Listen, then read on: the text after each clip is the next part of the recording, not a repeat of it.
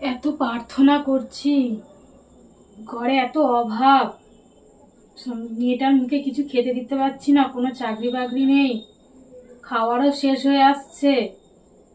কি হবে? ঈশ্বর কোথায়? ঈশ্বর কি শুনছে আমার কথা?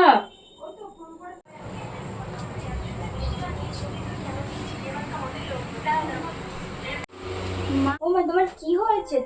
তোমার কি মন? করবো, খাবার নেই ঘরে, তোকে কি খেতে দেবো? এত অভাব, কি করব আমি? মা, তুমি কি আজ প্রার্থনা করেছিলে? প্রার্থনা করে কি হবে?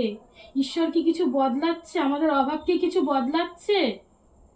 হ্যাঁ, ঈশ্বর ঠিক বদলাবে, তুমি প্রার্থনা করো শুধু। তুমি যদি প্রার্থনা করো, ঈশ্বর, এখন আমাদের পরিস্থিতি খারাপ কিন্তু আমাদের ভবিষ্যৎ খারাপ নয় মা। ঈশ্বর, যিশু কেমন করে প্রার্থনা করেছিল? যিশু প্রার্থনা করেছিল, আমার ইচ্ছা নয় তোমার ইচ্ছা পূর্ণ হোক।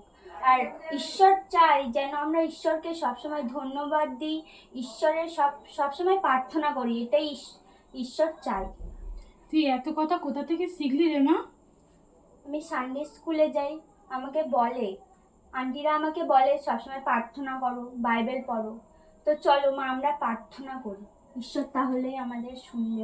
প্রার্থনা করলে কি কিছু হবে? আমাদের পরিস্থিতি কি কিছু বদলাবে? সত্যি বদলাবে, তুমি শুধু ঈশ্বরকে বিশ্বাস করে প্রার্থনা করো। ঠিক আছে, চ, তুই যেখানে বলছিস তাহলে প্রার্থনাই করি, যদি হ্যাঁ। আমাদের অভাব একটু দূর হয়। চতে আসো।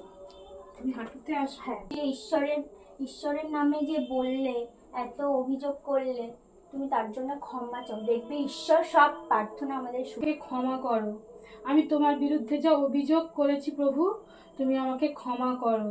আমার সমস্ত অভাব তুমি দূর করো, আমার সন্তানকে তুমি ভালো রাখো, সুস্থ রাখো।